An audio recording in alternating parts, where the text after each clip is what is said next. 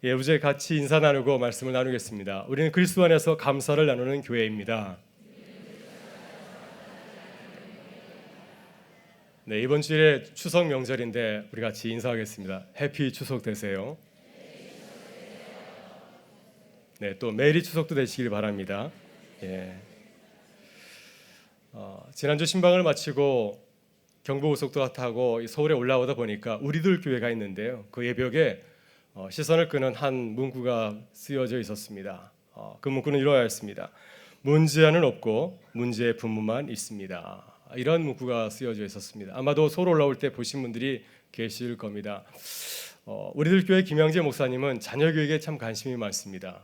집안에서 아이들이 문제가 많은데 어떻게 할 것인가? 부모가 바뀌면 된다는 겁니다. 문제 자녀는 문제 부모가 만들기 때문에 부모가 바뀌면 다 문제가 해소된다고 하는 것입니다. 내가 문제였구나. 이 사실을 깨닫고 내가 바뀌면 우리 자녀는 제자리를 찾을 수 있다. 그러한 얘기를 하였습니다. 이 김양재 목사님이 문제는 없고 문제 부모만 있습니다라는 책을 썼는데요. 그 책에 아주 재미난 글이 담겨 있습니다. 이 상품은 국내 자체 제작 상품으로 처음에는 순하고 착하여 외환용으로 예쁘게 키워보려고 했습니다. 그런데 날이 갈수록 사나워지고 성질이 더러워집니다. 라면 같은 인스턴트 좋아하고 특히 고기를 좋아합니다. 공부하러 할 때 제일 비리비리하고 게임할 때 빛이 납니다. 이 물건의 특징은 하라는 것은 절대 안 하고 하지 말라는 것만 골라서 하는 것입니다. 종류에 따라서는 외모에 관심을 두기도 하고 이성에 관심을 두기도 합니다. 툴툴거리고 말대꾸를 잘하며 대들 때에는 어느 맹수에 뒤지질 않습니다. 그야말로 스릴 만점입니다. 일상이 따분하고 지루하고 재미없으신 분들 이 물건을 한번 구매해 보시기를 바랍니다. 구매 즉시 이 물건이 스트레스를 팍팍 주기 때문에 심심할 겨를이 없을 것입니다. 대신 팍팍 넣습니다. AS는 안 되고 반품은 절대 불가입니다. 덤으로 남편도 끼워드립니다. 하나 더 있습니다. 자매품 시어머니도 있습니다. 네, 다 우시는 거 보니까 이 상품이 무엇인지 다 아시는 것 같아요. 이 상품은 우리들이 사랑하는 사춘기를 거치는 우리 사랑하는 딸과 아들들이죠. 네. 이야기는 우리와는 다른 세계에 살고 있는 자녀들의 이야기 같지만은 사실은 우리들의 이야기이기도 하죠. 지난날 저희들도 사춘기를 겪을 때 얼마나 힘들고 어려웠습니까? 그런데 그 힘들고 어려운 사춘기를 잘 견디고 이렇게 아름다운 어른으로 성장할 수 있었던 것은 우리 부모님들이 우리를 위해서 사랑해 주시고 잘 참고 또 견뎌 주셨기 때문이 아닌가 생각이 듭니다. 우리가 그 사랑을 잊고 여기 있는 것이죠. 그렇기 때문에 우리도 사랑하는 자녀들에게 그 사랑을 물려줄 수 있기를 바랍니다. 그러면 우리 사랑하는 자녀들이 제자리를 잘 찾고 또 우리 가정도 평안함을 되찾게 되리라 믿습니다. 이번 추석 명절 돌아보면서 그 사랑을 나누는 우리 모두가 되실 수 있기를 바랍니다. 오늘 본문에서 우리는 하나님 아버지의 속을 끓인 또 하나의 문제의 아들 요나를 만나게 됩니다. 생각해 보면 요나 같은 아들이 없죠. 요나 같은 선지자가 없습니다. 말을 해도 듣지도 않고 말 한마디 하지 않냐고 집을 떠나버리지 않았습니까? 이런 아들이 있다고 한다면 얼마나 부모의 속을 썩이겠습니까?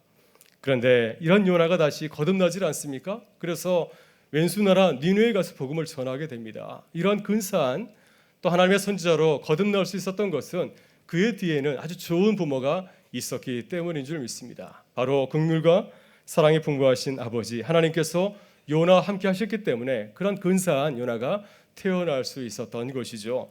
오늘 이 시간 요나가 물고기 뱃속에서 드리는 그 감사의 기도를 통하여서 우리도 다시 한번 우리에게 베풀어 주신 그 아버지의 은혜, 하나님의 은혜를 돌아보면서 감사의 자리로 나아갈 수 있기를 바랍니다. 여러분, 사실 오늘 본문에서 요나는 도저히 감사할 수 없는 자리에 앉아 있습니다. 정말 감사는 완전히 동떨어진 세계에 지금 그는 자리하고 있습니다. 요나가 그래서 이렇게 기도하지 않습니까?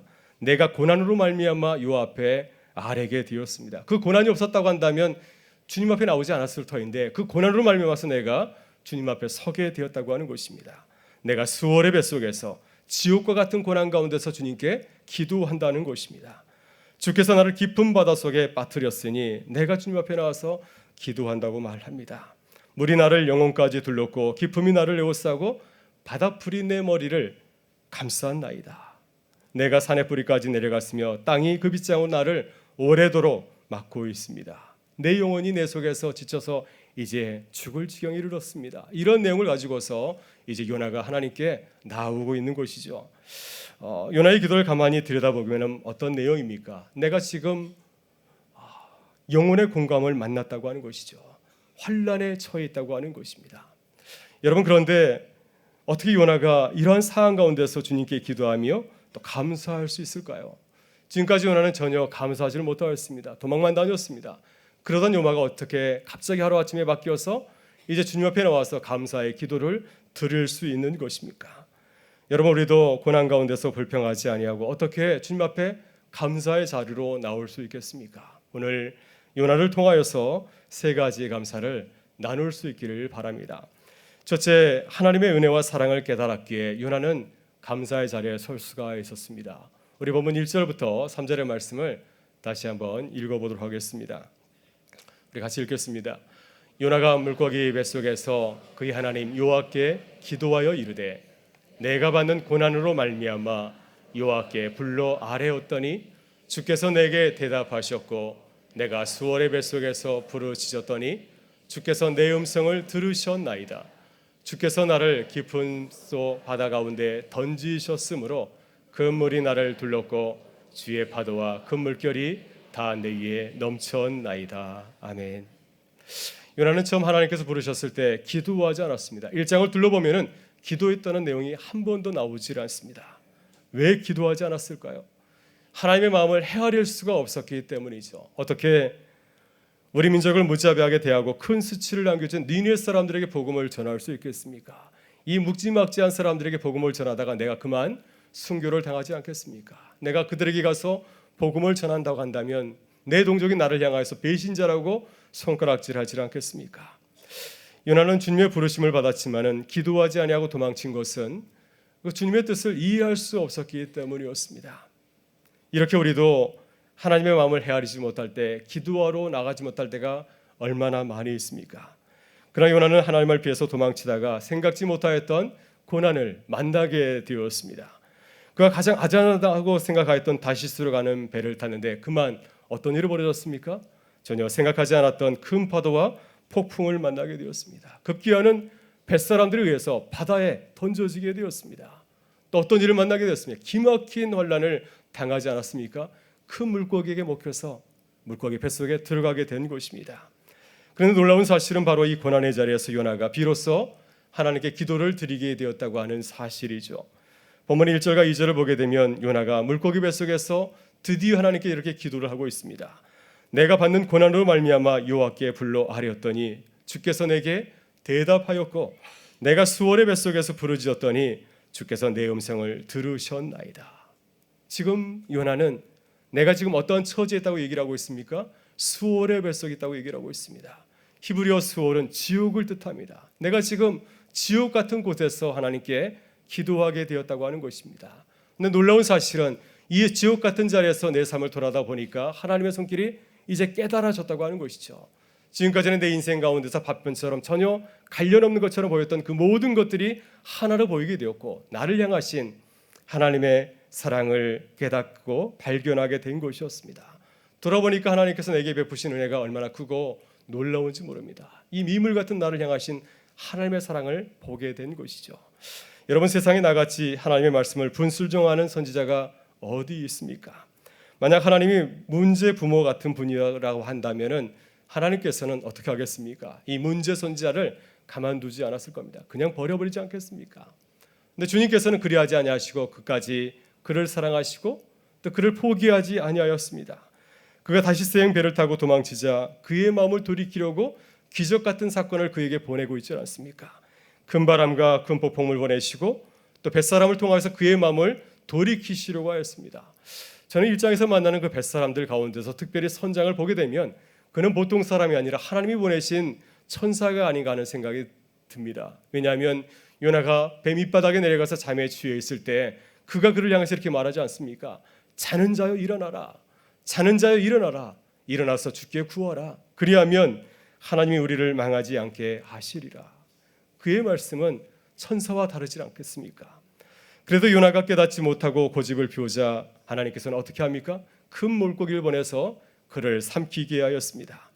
1장 17절은 놀라운 사실을 우리에게 증거하고 있습니다. 이와 같이 일어난 그 모든 일들이 하나님과 전혀 무관한 것이 아니라 한 사람 요나를 위해서 준비하신 하나님의 작품이었다고 하는 사실입니다. 이렇게 증거를 합니다. 여호와께서 이미 큰 물고기를 예비하사 요나를 삼키게 하심으로 요나가 밤낮 3일을 물고기 뱃속에 있으니라. 이렇게 뱃속에서 3일간 있으면서 요나는 드디어 하나님의 그 손길을, 하나님의 그 뜻과 섭리를 깨닫게 된 것이었습니다. 그가 그 뜻을 깨닫고 이제 감동하여 이렇게 고백의 자리로 나오고 있습니다. 주께서 나를 깊은 바다 가운데 던지셨으므로 큰 물이 나를 둘렀고 주의 파도와 큰 물결이 다 내 위에 넘쳤나이다. 요나가 자신을 향하여서 달려왔던 그 많은 파도와 물결을 어떻게 고백하고 있습니까? 바로 그것이 나를 향한 주의 파도라고, 주의 큰 물결이라 그가 고백을 하고 있습니다. 내가 지금까지 만났던 그 손길들은 하나님의 손길이었다고 하는 것이죠. 나를 세우려고, 나를 깨우치려고 주님께서 보내신 고난의 해초리였다고 하는 것입니다. 시편 119편 67절에서 시인은 이렇게 감사의 고백을 하고 있습니다. 고난을 당하기 전에는 내가 그릇 행하였더니 이제는 주의 말씀을 지키나이다. 고난을 당하기 전에 나는 전혀 하나님의 뜻을 알지 못하였는데 고난을 통하여서 비로소 하나님의 마음을 깨닫게 되었다고 하는 것입니다. 저도 예전에 어려움을 당한 적이 있습니다. 그때 저에게 하나님의 은혜를 깨닫게 해주신 귀한 말씀이 있습니다. 바로 그것은 창세기 39장 19절 이하의 말씀입니다. 이 내용은 요셉의 이야기입니다. 아마도 요셉의 인생 가운데서 가장 어려운 순간을 담고 있는 말씀이 아닌가 생각합니다. 요셉은 노예였죠. 근데 성추행금이라는 누명을 뒤집어 쓰고 감옥에 들어가게 되었습니다. 아마도 이때가 요셉의 인생에서 가장 답답한 시기가 아니었을까 생각합니다. 노예를 사랑하는 것도 답답한데 이제는 억울한 누명을 쓰고 감옥에까지 떨어졌으니 이제 헤쳐나올 구멍이 보이질 않습니다. 모든 소망이 다 끊어진 것처럼 보이질 않습니까? 바로 그 이때가 요나가 말하는 수월의 뱃속이 아닌가 생각이 듭니다. 이제는 더 이상 내려갈 곳이 없을 것 같습니다. 이러다 내가 이제 감옥에서 죽겠구나. 요셉이 그렇게 생각하지 아니하였을까요?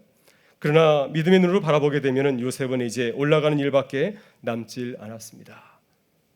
믿음의 눈으로 바라보게 되면 요셉은 계속해서 밑바닥으로 떨어지고 있는 것이 아니라 계속해서 높이 올라가고 있는 것이죠. 이제 마지막 관문을 통과하고 있는 것입니다. 이제 그가 감옥에서 왕의 신하들을 만나면은 이제 바로를 만나서 그는 하나님의 손에 붙잡힌 세상을 구원하는 애굽의 총리 대신으로 일어서게 될 것입니다. 하나님께서 그를 높이 사용하시려고 마지막으로 감옥에 들어가서 훈련을 받게 하신 것이었습니다. 이제 요셉은 애굽의 총리로 쓰임 받기 위해서 마지막 훈련 과정을 통과하고 있는 것이죠. 이렇게 우리를 향하신 하나님의 선하신 뜻을 안다고 한다면, 그분께서 우리를 선한 길로 인도하신다는 사실을 우리가 믿고 확신한다고 한다면 우리는 고난 가운데서 기뻐하고 감사하지 않을 수 없을 것입니다. 바로 여기에 요나가 그 고난 가운데서도 수월의 뱃속에서 하나님께 감히 감사하는 이유인 줄 믿습니다. 우리도 요나처럼 어려움을 만날 수 있습니다. 그러나 우리가 포기하지 아니하고 감사하는 것은 무엇입니까? 주님께서 우리를 붙들고 계신 줄 믿습니다. 주님께서 우리를 더 선한 곳으로 인도하시는 것을 믿기 때문에 우리는 포기하지 아니하고 감사로의 자리로 나아갈 수 있다고 믿습니다. 우리를 향하신 그 주님의 손길을 바라보면서 주님께 감사의 자리로 나가는 우리 모두가 되실 수 있기를 바랍니다. 둘째, 하나님께서 구원의 은혜를 베푸셔서 나에게 새 생명을 주셨기 때문에 요나는 하나님께 감사의 자리로 나아갈 수가 있었습니다. 우리 본문 5절과 6절의 말씀을 다시 한번 나누도록 하겠습니다. 물이 나를 영혼까지 둘러싸우며 기쁨이 나를 에워싸고 바다풀이 내 머리에 감싸나이다. 내가 산의 뿌리까지 내려갔사오며 땅이 그 빗장으로 나를 오래도록 막아싸우나 나의 하나님 여호와여 주께서 내 생명을 구덩이에서 건지셨나이다. 아멘. 요나가 그 뱃속에서 가장 감사하는 것은 무엇일까요? 그럼에도 불구하고 내가 살아있다고 하는 것이 아니겠습니까? 하나님께서 나에게 다시 기회를 주셨기 때문이죠. 하나님께서는 요나에게 다시 기회를 주시려고 그를 가장 극심한 죽음의 자리까지 내려가게 하였습니다. 5절의 말씀은 요나가 깊은 바다 속에 빠져서 경험하였던 그 극심한 죽음 같은 고난을 이렇게 고백을 하고 있습니다. 물이 나를 영혼까지 둘러싸며. 물에 빠져보신 경험이 있으십니까? 물에 빠져서 이제 내게 숨이 멎겠구나 하는 경험을 해보신 적이 있습니까? 지금 요나가 그러한 가운데 있습니다. 물이 내 영혼까지 잠겨 싸우며, 영혼까지 물이 차올라서 거의 죽을 지경이라고 그는 고백을 하고 있습니다. 요나가 또 이렇게 고백합니다. 기쁨이 나를 에워싸고. 그가 말하는 기쁨은 무엇입니까? 깊은 바닷속의 그 어둠이죠. 바닷속도 어두운데 물고기 뱃속에 들어가 있으니 얼마나 어둡겠습니까? 그 어둠의 세력이 지금 그를 짓누르고 있습니다. 그를 죽음으로 이끌고 있다고 그는 고백을 하고 있습니다. 그리고 요나는 자신의 상황을 또한 이렇게 고백을 하고 있습니다. 바다풀이 내 머리를 감쌌나이다. 물고기 뱃속에서 수많은 해초가 그의 마음을 올가매고 있고 그의 머리까지 둘 곳이 없을 정도로 그를 붙잡아 두고 있습니다. 사방에 에워싸움을 당하였다고 그가 고백을 하고 있습니다. 요나는 산의 뿌리까지 내려갔다고 고백을 합니다. 산의 뿌리는 깊은 바닷속을 말하고 망자들이 가는 곳을 뜻하기도 합니다. 이제 나는 망자들이 가는 죽음에 있는 곳으로 가게 되었구나 하면서 그가 이제 환탄하고 있습니다. 요나는 땅이 빗장으로 나를 오래도록 막아싸우며라고 고백을 합니다. 땅의 빗장이 무엇입니까? 바로 그것은 감옥을 뜻하는 비유입니다. 이제 내가 물고기 뱃속에서 감옥에 갇혀 있다는 사실을 이렇게 고백을 하고 있습니다. 이렇게 하나님은 요나를 끌어내셔서 죽음의 고난을 맛보게 하였습니다. 그러나 주님께서 그를 이 수월의 뱃속까지 내려보낸 것은 그를 죽이려는 것이 아니죠. 그로 하여금 다시금 일으키려고 그의 자아를 깨트려서 그를 다시 하나님의 사람을 만들려는 섭리의 가정인 줄 믿습니다. 여러분 2절을 보게 되면 요나는 자신이 갇혀있는 그 물고기 뱃속을 수월의 뱃속이라고 표현을 하고 있습니다. 히브리어로 수월은 죽음이라는 뜻이고요, 지옥이라는 뜻을 담고 있습니다. 그런데 이 수월은 두 가지 영적인 의미를 가지고 있습니다. 하나는 죽음을 뜻하고요, 죽음의 장소를 뜻하고, 또 한 가지는 어머니의 자궁을 뜻합니다. 새 생명이 잉태되고 새 생명이 태어나는 어머니의 뱃속을 뜻하고 있는 것이죠. 여러분 요나는 고난받은 이 물고기 뱃속에서 그가 죽었고 다시 주님의 은혜로 다시 태어나고 있는 것이죠. 하나님께서는 물고기 뱃속에서 요나의 그 자아를 죽게 만드시고 그의 모든 욕심과 야망을 다 버리게 하시고 이제는 하나님을 생각하는 주님의 그 선지자로 다시금 태어나게 하셨습니다. 그래서 요나가 감격스럽게 이렇게 고백을 하고 있습니다. 나의 하나님 여호와여, 주께서 내 생명을 구덩이에서 건지셨나이다. 그 죽음 같은 구덩이에서 나를 죽게 하지 아니하시고 거기에서 나를 건져내셨다고 감사의 고백을 하고 있습니다. 여러분 하나님은 우리를 죽음과 같은 고난의 자리로 인도할 때가 있습니다. 수월의 뱃속처럼 죽음과 같은 고난의 자리를 경험할 때가 있습니다. 그러나 그것은 죽음의 자리가 아니고 다시 태어나는 자리인 줄 믿습니다. 주님의 은혜를 깨닫게 하시고 주님의 사람을 다시 거듭나게 하시려고 잠시 우리를 훈련하시는 자리인 줄 믿습니다. 여러분 주님을 바라보실 수 있기를 바랍니다. 주님이 달리신 그 십자가의 고난은 죽음으로 끝나는 자리가 결코 아니었습니다. 그 뒤에는 부활의 아침이 기다리고 있었습니다. 예수님께서 겟세마네 동산에서 기도하실 때 이렇게 기도하셨습니다. 나의 뜻대로 마옵시고 아버지의 뜻대로 하옵소서. 주님의 섭리대로 이 모든 것을 이끌어 달라고 주님은 자신의 모든 것을 맡길 수 있었던 것은 주님의 그 선하신 뜻을 바라보았기 때문이었습니다. 여러분 우리도 그렇습니다. 주 안에서 어떤 어려움을 만난다 할지라도 주님께서 우리에게 구원의 자리로 새 생명의 자리로 인도해 주시리라 믿습니다. 그 구원의 손길을 바라보면서 감사의 자리로 나가는 우리 모든 주의 백성들 되실 수 있기를 바랍니다. 마지막으로 하나님께 다시 예배할 수 있게 되어서 요나는 감사의 자리로 나갈 수 있다고 고백을 하고 있습니다. 우리 본문 7절부터 9절의 말씀을 다시 한번 나눠보겠습니다. 내 영혼이 내 속에서 피곤할 때 내가 여호와를 생각하였더니 내 기도가 주께 이르러 싸우며 주의 성전에 미쳤나이다.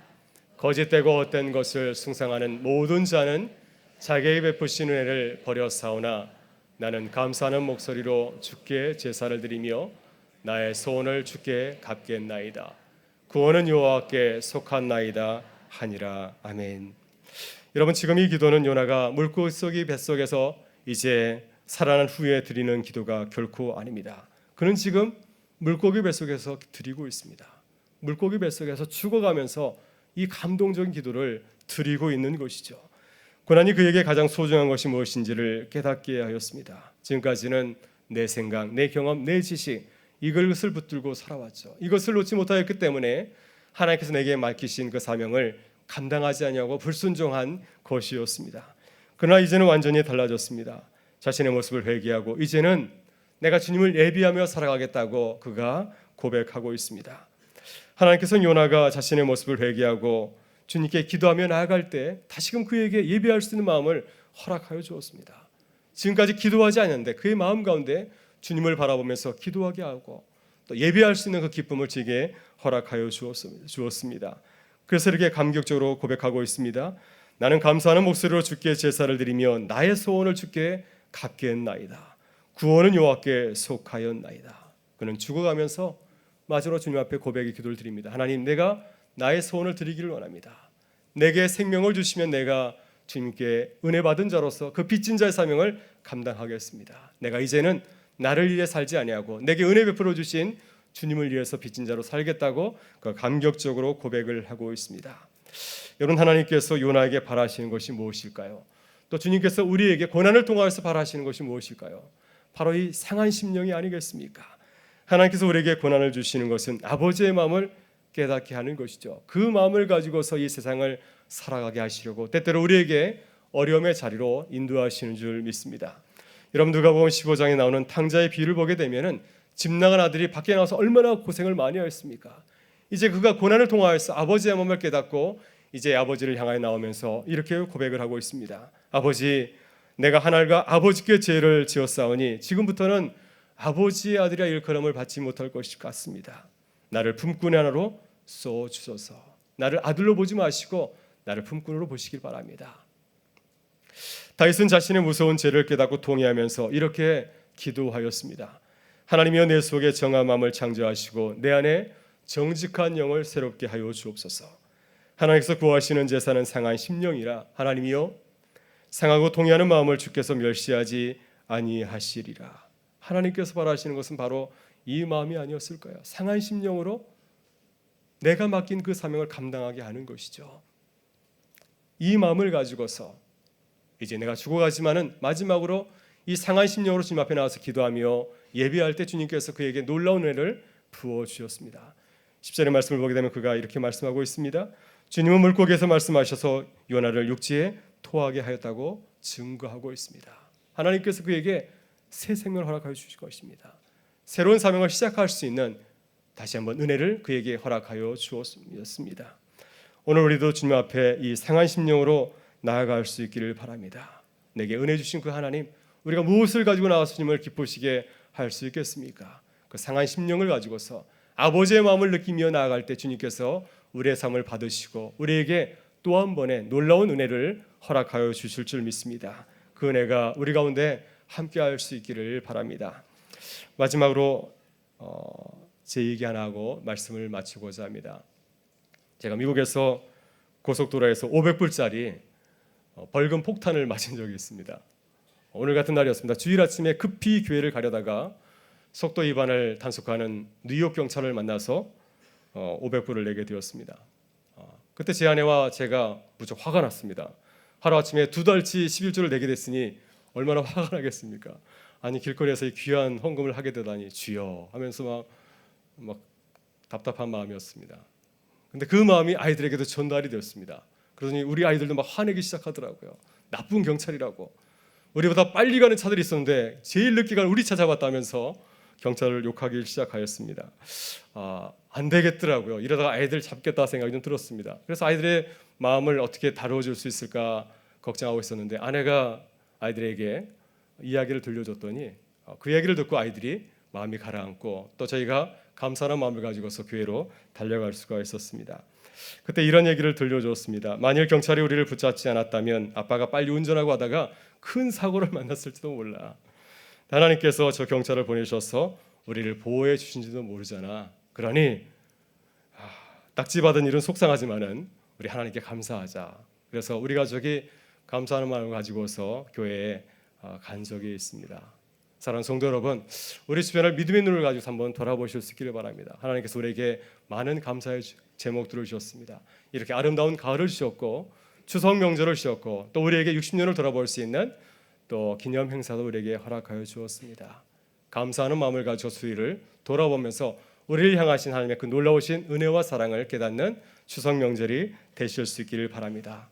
혹 우리 가운데 여전히 남아있는 아픔과 또 고난이 있을지라도 우리를 그 자리에서 일으켜 세워주실 구원의 하나님을 바라보면서 감사함으로 나아가는 우리 모두가 될 수 있기를 주의 이름으로 축원합니다. 우리 다 같이 일어나셔서 우리 기쁨과 감사의 찬양을 하나님께 올려드리겠습니다.